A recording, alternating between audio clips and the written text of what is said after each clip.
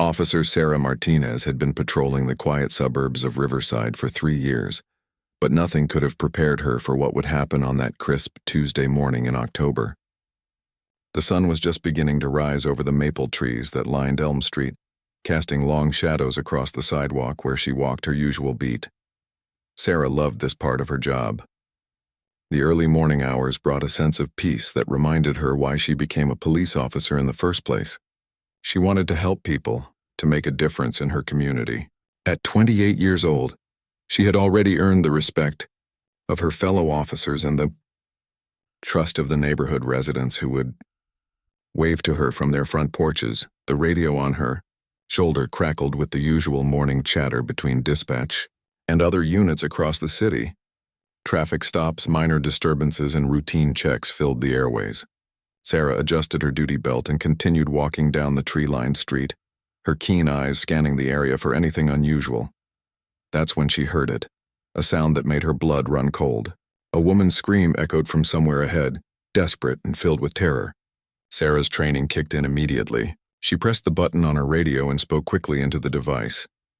Unit 247 responding to a distress call on Elm Street.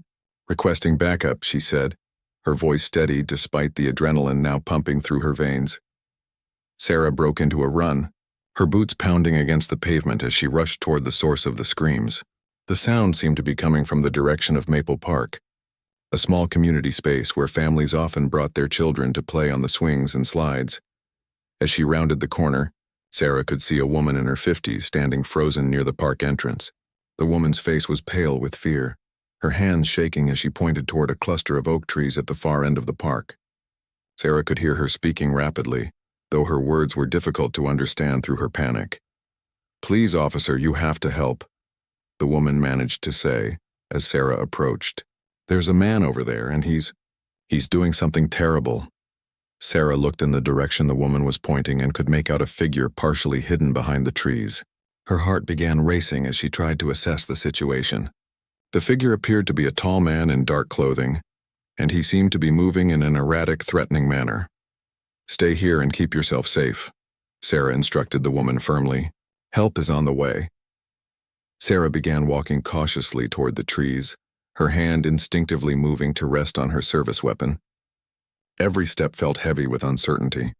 She had dealt with domestic disputes, theft cases, and even a few drug-related arrests. But something about this situation felt different. There was an energy in the air that made the hair on the back of her neck stand up. As she got closer, Sarah could hear strange sounds coming from behind the trees. It wasn't quite talking, but it wasn't silence either. There were grunts, shuffling noises, and what sounded like someone breathing heavily.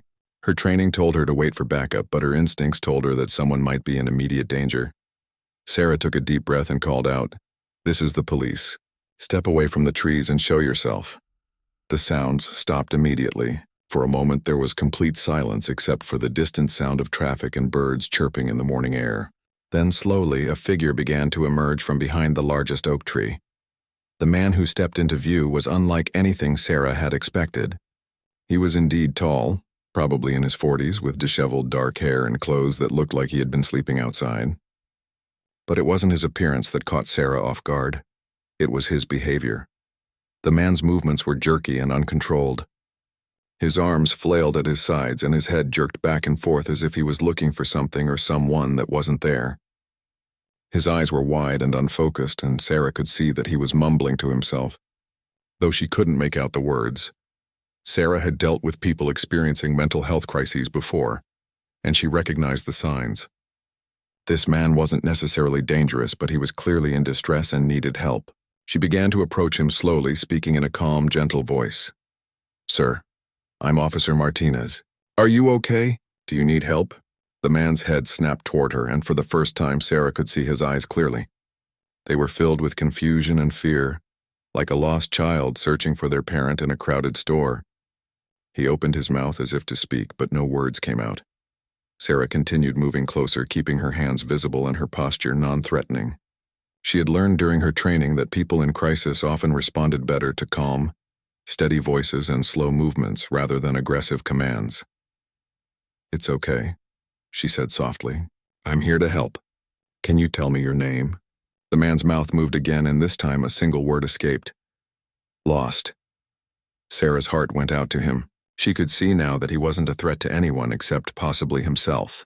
He appeared to be homeless and was likely dealing with some form of mental illness or substance abuse issue. These were the cases that reminded her why she chose this profession, to help people who had nowhere else to turn. She was about to take another step closer when she heard something that changed everything. From somewhere behind the cluster of trees came a new sound, the rapid panting and movement of an animal.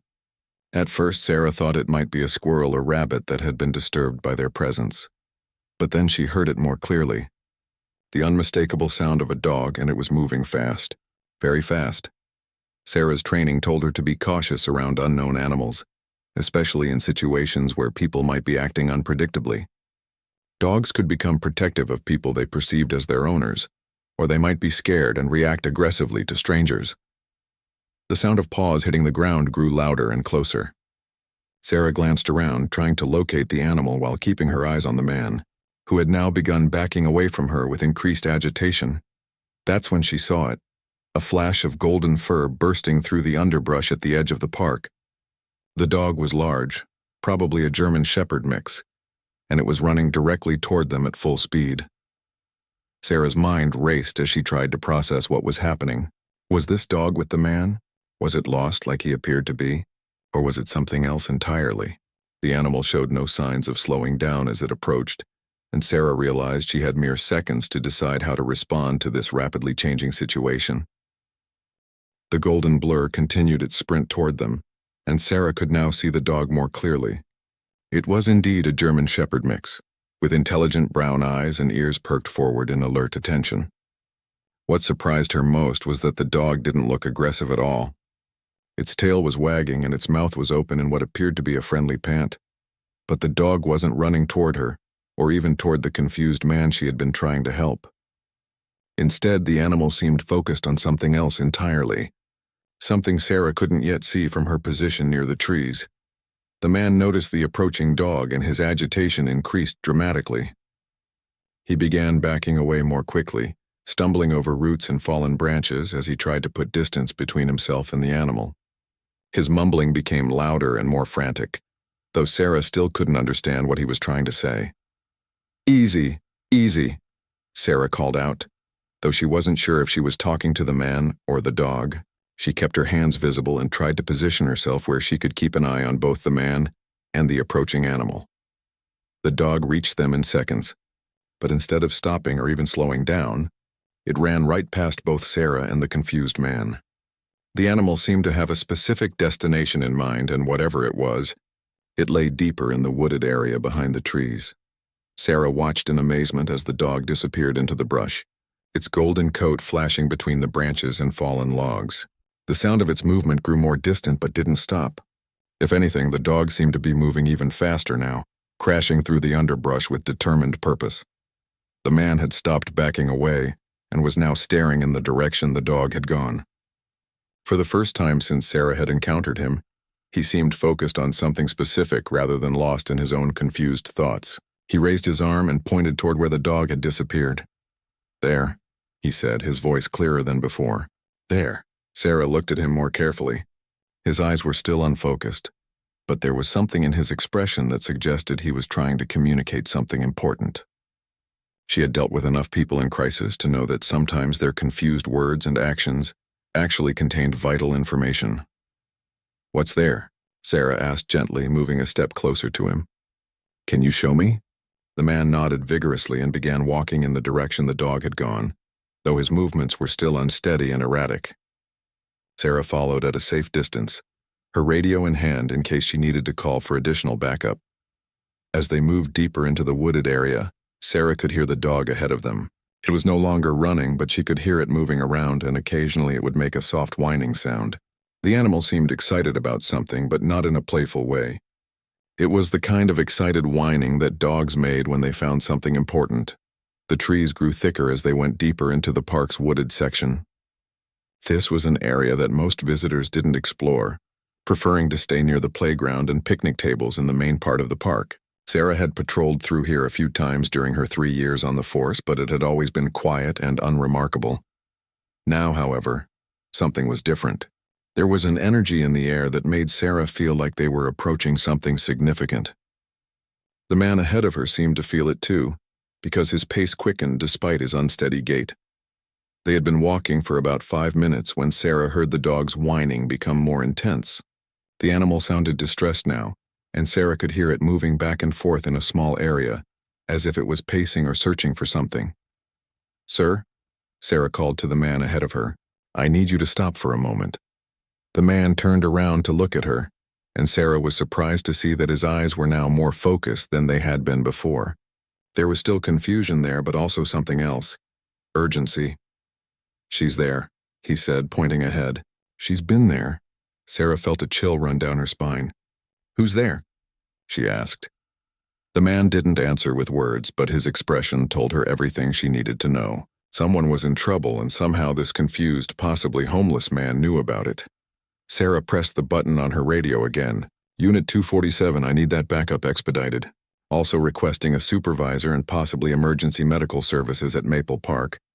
East Side wooded area." The dispatcher's voice crackled back. "Copy that. Unit 247. ETA on backup is 3 minutes.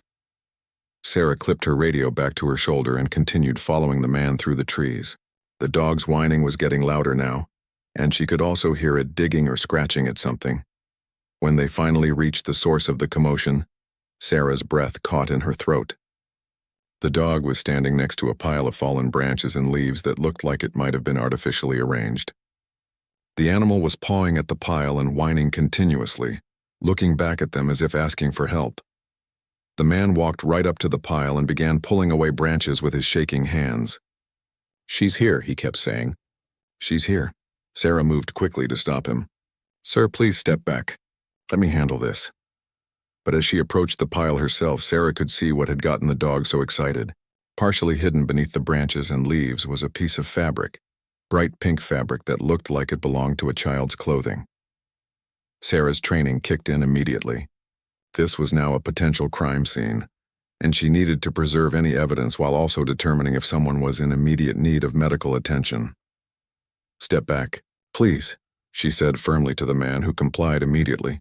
She pulled on the latex gloves she always carried and began carefully removing the debris from the pile. What she found underneath made her heart race. It was a small backpack, bright pink with cartoon characters on it, the kind of backpack a young girl might take to school. Next to it was a single sneaker, also small and obviously designed for a child. Sarah looked around the area more carefully.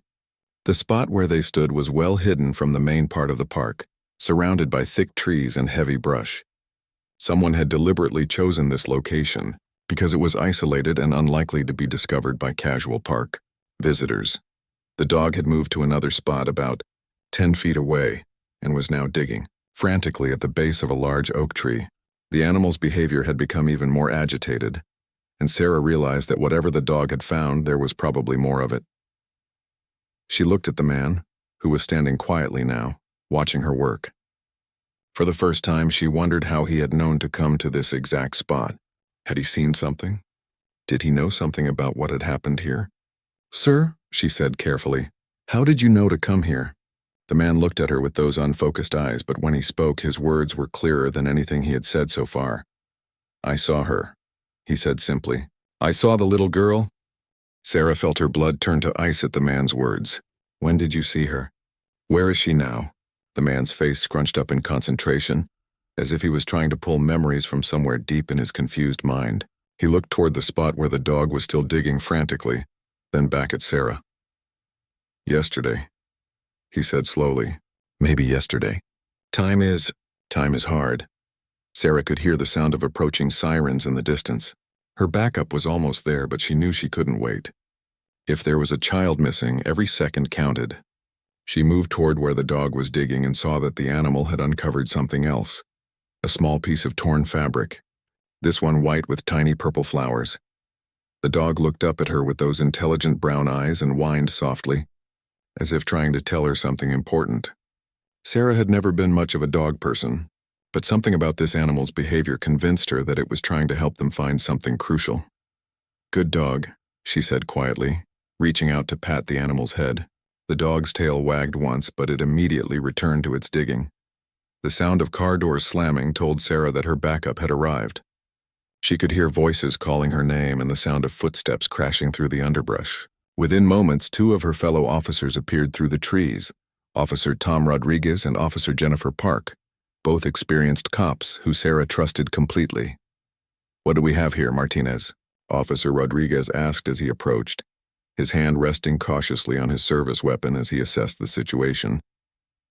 Sarah quickly explained what had happened, pointing out the backpack, the shoe, and the fabric pieces that the dog had helped them discover. She also introduced the man, who had remained quiet since the other officers arrived, but was watching everything with those same unfocused yet somehow knowing eyes. Officer Park immediately began securing the area, using yellow police tape to mark off the potential crime scene. "We need to get forensics out here," she said, pulling out her radio. "And we should probably contact the department's K9 unit too. This dog seems to know something we don't." As if understanding her words, the dog barked once and moved to yet another location, about 20 feet away from where they had found the backpack. The animal began the same frantic digging behavior, its paws moving quickly through the dirt and fallen leaves. Officer Rodriguez approached the man carefully. "Sir, can you tell me your name?" The man looked at him for a long moment before answering. "Marcus," he said. "Marcus Thompson." "Okay, Marcus. Can you tell me more about the little girl you saw?" "What did she look like?" Marcus's face twisted with the effort of trying to remember. "Small," he said. "Brown hair." She was crying. Sarah felt her heart sink. A crying child, hidden items in the woods, and a witness whose mental state made his testimony questionable. This was shaping up to be every police officer's nightmare scenario. "Where exactly did you see her, Marcus?" Sarah asked gently. Marcus pointed toward the deeper part of the woods beyond where they currently stood. "She was with him," he said. "The bad man." Officer Park looked up from her radio. "What bad man, Marcus? Can you describe him?" But Marcus had retreated back into his confused state, shaking his head and mumbling words that none of them could understand. It was as if the effort of remembering had exhausted him. The dog had moved to a third location now, this one closer to a small creek that ran through the park. The animal's behavior was different here. Instead of digging, it was pacing back and forth along the creek bank, whining continuously. Sarah decided to follow the dog's lead. She walked over to where the animal was pacing and looked carefully at the ground. The earth here was soft and muddy from the creek's moisture, and she could see what looked like footprints, both adult and child-sized. "Rodriguez." "Park, come look at this," she called. Her fellow officers joined her at the creek bank. The footprints were clear enough to make out distinct patterns, and they seemed to lead both toward and away from the creek. More disturbing was what looked like drag marks in the soft mud, suggesting that someone had been pulling something heavy along the creek's edge. Officer Park was already on her radio again, requesting a full forensic team and a supervisor. "We also need to check missing person reports for any children reported in the last 48 hours, she added. The dog had stopped pacing and was now sitting quietly next to Sarah, looking up at her with those expressive brown eyes. Sarah had the strangest feeling that the animal was trying to tell her something specific, but she couldn't figure out what it might be. "Good dog," she said again, scratching behind the animal's ears. "You've been very helpful." As if responding to her praise, the dog stood up and walked a few steps along the creek bank, then sat down again and looked back at Sarah. The message was clear. It wanted her to follow. Sarah looked at her fellow officers. "I think this dog knows where we need to go." Officer Rodriguez nodded. "Let's follow it, but carefully. We don't know what we're going to find." The dog led them along the creek bank for about 50 yards before stopping next to a large fallen log that stretched partially across the water. The animal began the same agitated whining it had displayed at the other locations, but this time it didn't try to dig. Instead, it kept looking at the log and then back at the officers. Sarah approached the log carefully. It was old and partially rotted, covered with moss and small plants that had grown up around it over the years. At first glance, it looked completely natural, just part of the forest landscape. But as she got closer, Sarah could see that something was wrong with the scene. The moss on one section of the log looked disturbed, as if someone had recently moved or touched it. There were also some broken branches nearby that appeared to have been deliberately placed rather than fallen naturally. Officer Park had caught up with them and was studying the area with the same trained eye. "Something's been moved here recently," she said quietly. Sarah nodded and pulled on fresh latex gloves. She began carefully moving the broken branches and disturbed moss, working slowly to preserve any potential evidence. What she found underneath made her stomach turn. It was another piece of children's clothing, a small yellow t-shirt with a cartoon character on the front. But this piece of clothing was different from the others they had found. It was torn and stained with something dark that looked like it might be blood. The dog began barking urgently now, looking back and forth between the officers and something else they hadn't noticed yet. Sarah followed the animal's gaze and saw what had gotten its attention. About 10 feet downstream, partially hidden by overhanging branches and water weeds, was what looked like a small form floating in the shallow water near the creek bank. Sarah's training told her to approach carefully and preserve the scene, but her heart told her to run toward whatever was in the water. She compromised by moving quickly but deliberately, her fellow officers right behind her. As they got closer, the shape in the water became clearer. It was indeed small, about the size of a child. But something about it didn't look right. The proportions seemed off, and it wasn't moving the way a body would move in the gentle current of the creek. Sarah waded into the shallow water, her boots squelching in the muddy creek bottom. When she reached the floating object, she realized what it was. A large doll, the kind that was almost life-sized and designed to look very realistic. But this discovery, rather than being a relief, made Sarah even more worried. Someone had gone to great lengths to make this scene look like a child had been harmed. The question was, where was the real child, and what had actually happened to her? Sarah carefully pulled the doll from the creek, water dripping from its realistic-looking hair and clothes. The doll was expensive, the kind that parents bought for special occasions with carefully crafted features and high-quality clothing. But what disturbed Sarah most was that someone had deliberately damaged it.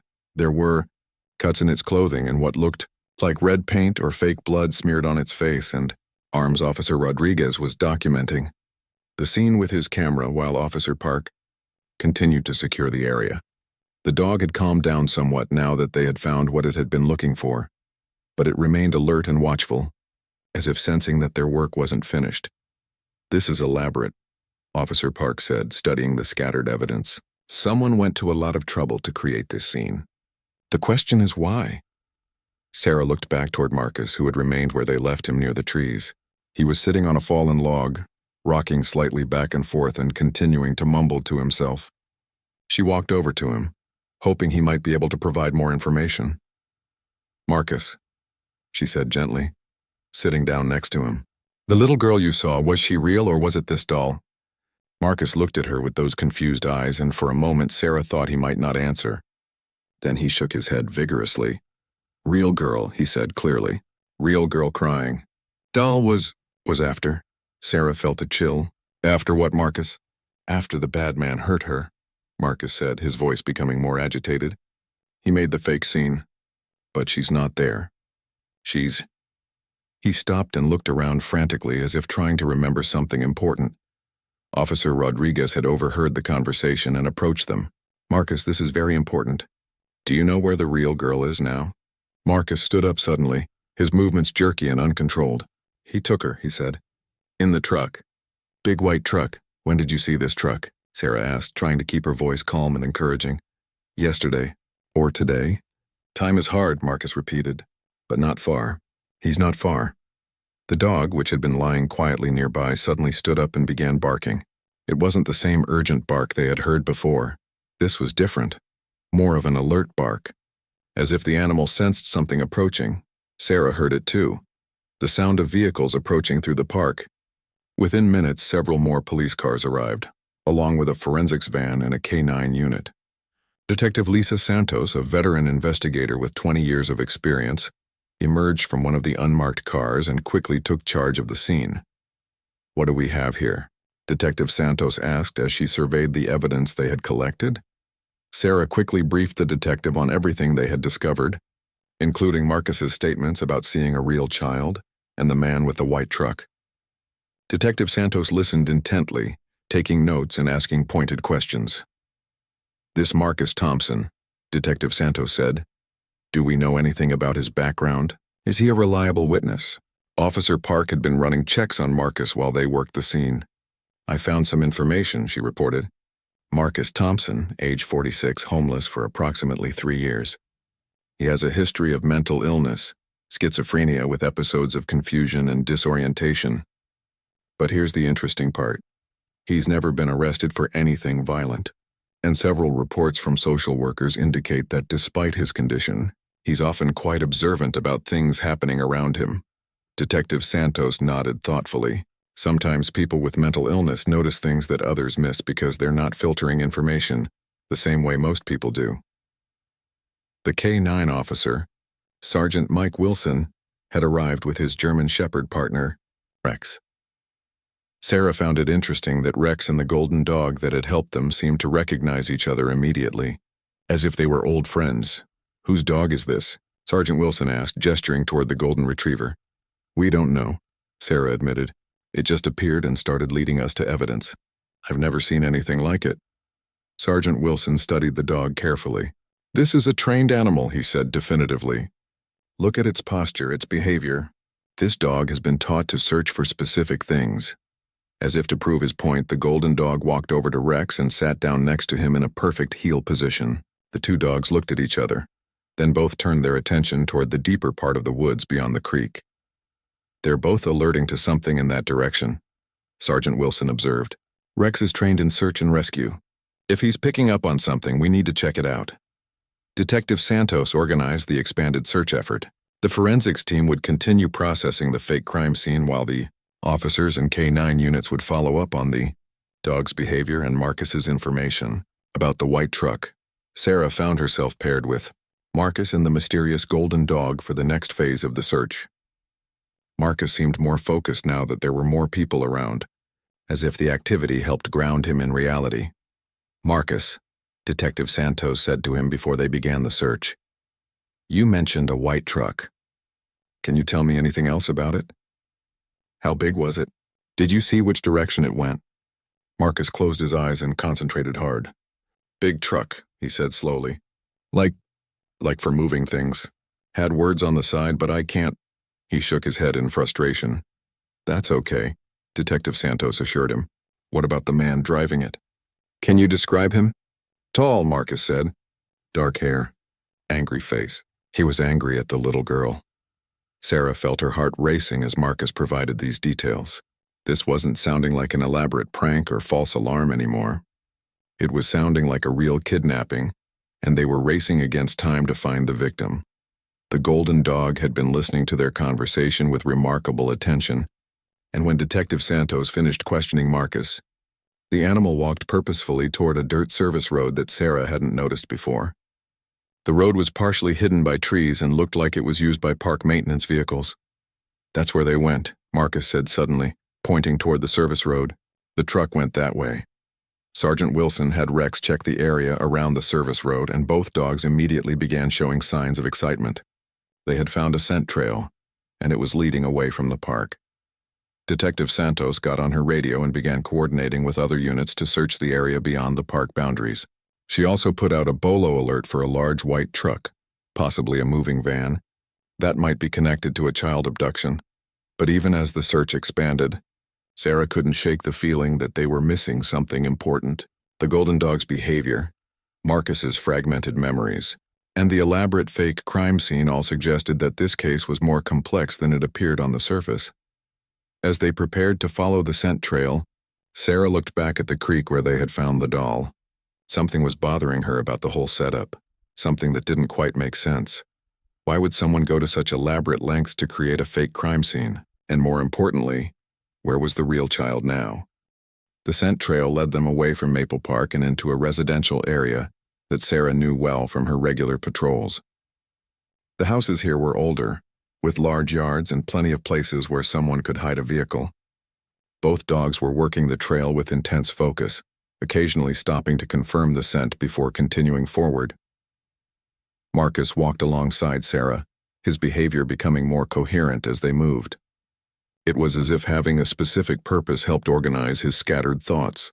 "The girl," Marcus said suddenly as they walked down a quiet side street. "She had a name on her backpack, Emma. Or Emily. Something with E. Detective Santos, who was coordinating the search from a command vehicle that had been set up, immediately got on the radio to check recent missing person reports for children with names beginning with E. Within minutes, she had an answer that made everyone's blood run cold. "We have a match," Detective Santos announced over the radio. Emma Rodriguez, age 7, reported missing yesterday evening by her parents. She was last seen playing in her backyard around 5 p.m. The family lives about 2 miles from your current location. Sarah felt a surge of adrenaline mixed with dread. This was no longer a potential situation. They were dealing with a real kidnapping, and a child's life was in immediate danger. The dogs had led them to a street called Pine Avenue, where the houses were spaced farther apart and surrounded by thick trees. It was the kind of neighborhood where someone could come and go without being noticed by neighbors. Rex and the golden dog both stopped in front of a house at the end of the street. The property was run down with overgrown grass and several old vehicles parked in the driveway. But what caught Sarah's attention immediately was a large white moving truck parked on the side of the property, partially hidden by trees. "That's it?" Marcus said excitedly, pointing at the truck. "That's the truck." Sergeant Wilson confirmed that both dogs were alerting strongly to the property. "The scent trail definitely leads here," he reported to Detective Santos. Within minutes, the quiet street was filled with police vehicles as backup units arrived. Detective Santos quickly established a perimeter around the QR house while trying to determine if anyone was inside.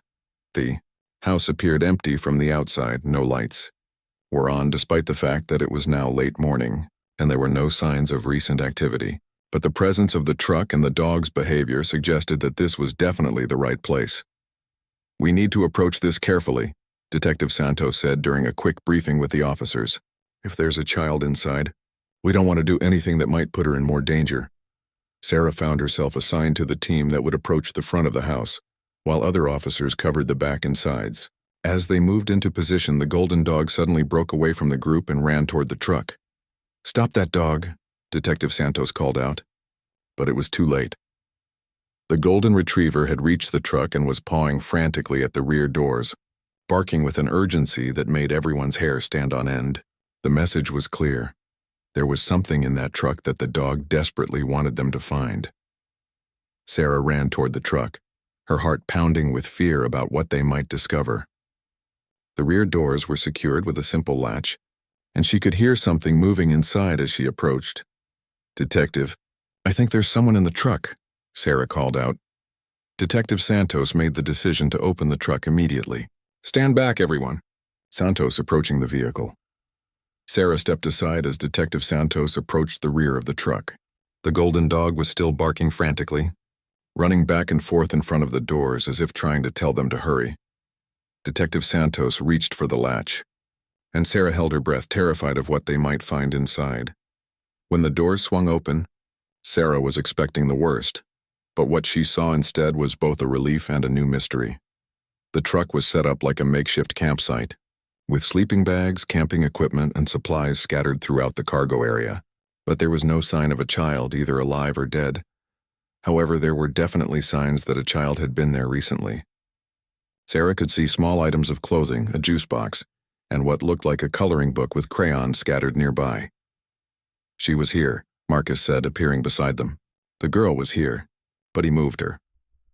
The golden dog had jumped into the truck and was sniffing around the makeshift campsite with intense focus.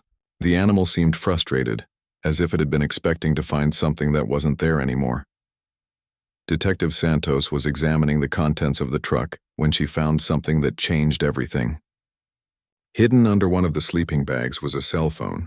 Not an adult's phone, but a small, brightly colored device designed for children.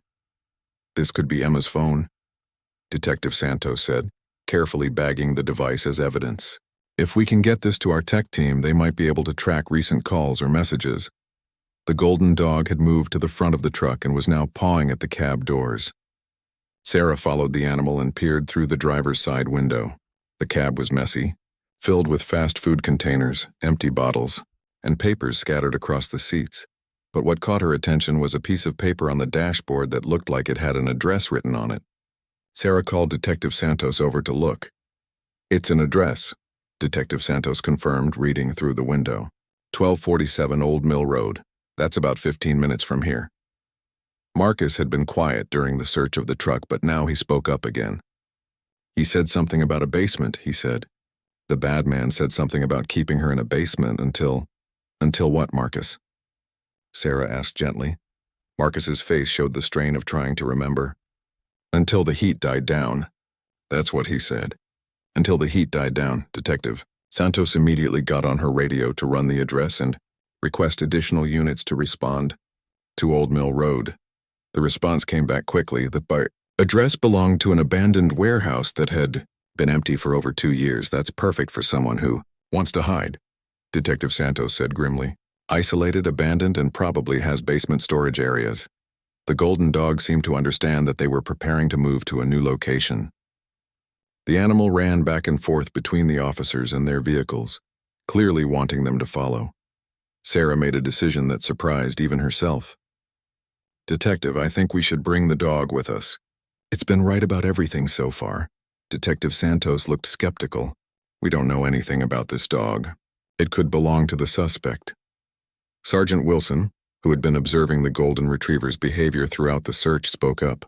Detective, I've been working with search and rescue dogs for 15 years. This animal is definitely trained, and it's not showing any signs of loyalty to a criminal. My professional opinion is that this dog is trying to help us find the child. Marcus nodded vigorously. Good dog, he said. The dog tried to help the girl when the bad man took her. The dog is good. Detective Santos made her decision. Okay, we bring the dog. But if it interferes with the operation in any way, it goes back to animal control. The convoy of police vehicles headed toward Old Mill Road, with Sarah riding in the lead car along with Detective Santos and the Golden Dog. Marcus had been taken to the station for a more detailed interview, but not before providing one more crucial piece of information. The bad man, Marcus had said, just before leaving. He has a hurt hand. Bandaged hand. The dog bit him when he took the girl.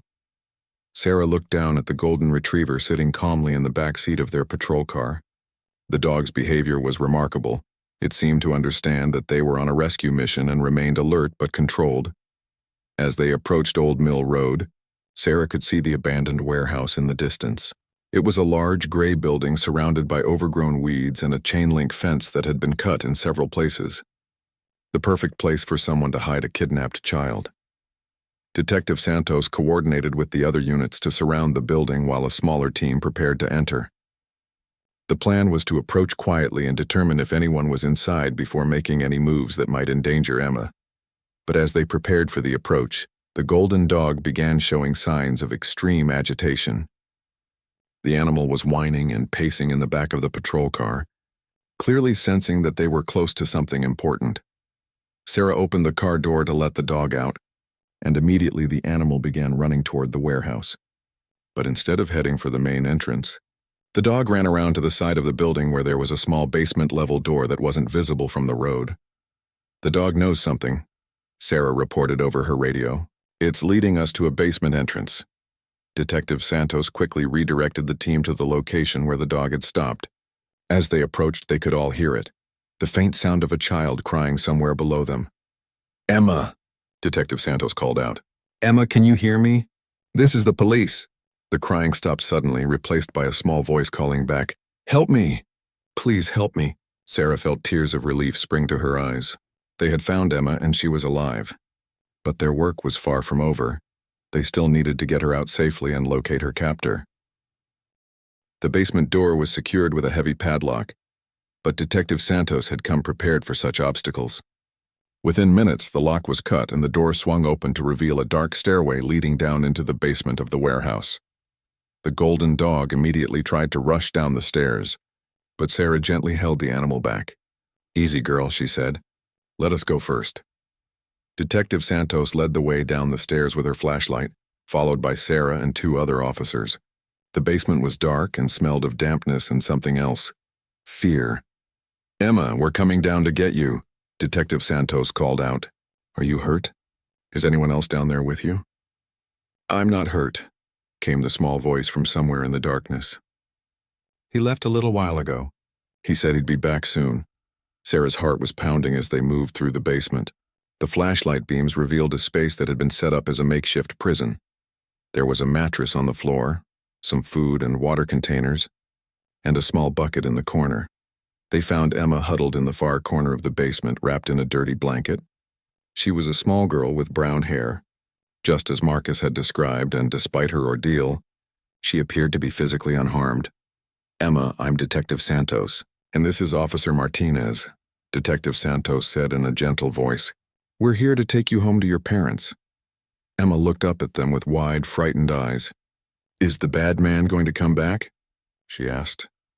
"No, sweetheart," Sarah said, kneeling down beside her. "We're going to make sure he can't hurt you anymore." The golden dog had been waiting patiently at the top of the stairs, but as soon as Emma was brought up from the basement, the animal's behavior changed completely. The dog approached Emma carefully and gently nuzzled her hand, as if checking to make sure she was okay. Emma's face lit up with recognition. "Goldie!" she exclaimed. "You found me!"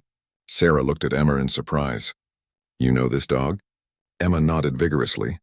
"Goldie is my neighbor's dog. When the bad man grabbed me in my backyard, Goldie tried to stop him. The bad man kicked Goldie, but she bit his hand really hard before he could get me in his truck." Detective Santos knelt down beside Emma. "Can you tell me what the bad man looked like? And do you remember his name?" Emma's small face grew serious as she tried to remember. He was tall and had dark hair. He said his name was Jake, but I don't think that was his real name. His hand was bleeding really bad because Goldie bit him. "That's very helpful, Emma," Detective Santos said. "Is there anything else you remember about him?" "He was really angry," Emma said quietly. "He kept saying that someone was going to pay for what they did to him. He said he was going to make sure everyone knew what it felt like to lose someone important." Sarah felt a chill at these words. This wasn't just a random kidnapping. It sounded like revenge against someone specific. Detective Santos was already on her radio, coordinating with other units to search for a man named Jake, with a fresh bite wound on his hand. She also requested that Emma be taken to the hospital for a medical evaluation, even though she appeared to be unharmed. As they prepared to leave the warehouse, Sarah noticed that Goldie was staying very close to Emma, as if the dog was still protecting her. The bond between the girl and the dog was obvious, and Sarah realized that Goldie had probably been searching for Emma ever since the kidnapping occurred. "How did Goldie know where to find you?" Sarah asked Emma as they walked toward the ambulance. Emma thought for a moment. "Dogs have really good noses," she said matter-of-factly. "Mrs. Peterson says Goldie can smell things from really far away. Maybe she smelled me." But Sarah suspected there was more to it than that. Goldie's behavior had been too purposeful, too directed. The dog had known exactly where to lead them at every step of the search. As the ambulance arrived to take Emma to the hospital, Mrs. Peterson, Goldie's owner, came running across the parking lot. She was an elderly woman in her 70s, and tears were streaming down her face as she saw Emma safe and sound. "Oh, thank God," Mrs. Peterson said, hugging both Emma and Goldie. "When Goldie came home yesterday with blood on her mouth and acting so agitated, I knew something terrible had happened. She kept trying to lead me somewhere, but I thought she just wanted to go for a walk." Detective Santos immediately became interested in Mrs. Peterson's statement. "Ma'am, you said Goldie was acting agitated yesterday. Can you tell me more about that?" Mrs. Peterson nodded. "She came home around dinner time yesterday, which was unusual because she usually stays in her own yard. She had blood on her mouth and paws, and she was whining and pacing like I'd never seen before. She kept running to the front door and barking like she wanted me to follow her somewhere." "Did you call the police?" Detective Santos asked. Mrs. Peterson looked embarrassed. "I thought about it, but I wasn't sure what to tell them. I mean, how do you explain that your dog is acting like something is wrong? I thought maybe she'd gotten into a fight with another animal." Sarah understood Mrs. Peterson's hesitation, but she also realized that if someone had taken Goldie's behavior seriously earlier, they might have found Emma sooner. "Mrs. Peterson," Sarah said, "I think Goldie has been trying to tell everyone what happened ever since Emma was taken. She's been leading us to clues all morning." As if to confirm Sarah's words, Goldie barked once and wagged her tail, looking back and forth between Emma and the assembled police officers, as if making sure everyone understood that the little girl was safe now. The medical team had finished checking Emma and determined that she was physically fine, though she would need counseling to deal with the emotional trauma of her experience. As Emma was loaded into the ambulance for a final check at the hospital, Goldie tried to jump in with her. "It's okay, Goldie," Emma said through the ambulance window. "You did good. You found the police and brought them to me." Detective Santos approached Sarah as they watched the ambulance drive away. "We still need to find this Jake character," she said. "But thanks to that dog and your quick thinking, we've got a child back safely." Sarah looked down at Goldie, who was now sitting calmly beside Mrs. Peterson, but keeping her eyes focused on the direction the ambulance had gone. "I've never seen anything like it," Sarah admitted. It's like she knew exactly what she needed to do to save Emma. 2 hours later, they got the call that Jake Morrison, a recently fired warehouse worker with a criminal history, had been arrested at a local emergency room where he was seeking treatment for a severe dog bite on his hand. The pieces of the case fell together quickly after that. Jake had been fired from his job 3 weeks earlier and had blamed his supervisor, Emma's father, for ruining his life. Marcus Thompson was also found a place to stay at a local shelter, where social workers could help him get the mental health treatment he needed. Before he left, he approached Sarah one more time. "The dog knew," he said simply. "Dogs always know when children are in trouble." Sarah nodded, thinking about everything that had happened that morning. She had started her shift expecting a routine patrol, but instead she had been part of a rescue operation guided by an extraordinary dog with an unbreakable bond to a little girl in danger. As she finished her paperwork later that day, Sarah realized that this case had taught her something important about paying attention to the unexpected. Sometimes help comes from the most unlikely sources, and sometimes the bravest heroes have 4 legs and a tail. Goldie had returned home with Mrs. Peterson, but Sarah had a feeling that the remarkable dog story was far from over. After all, there were probably other children out there who might need a guardian angel with golden fur and an incredibly brave heart.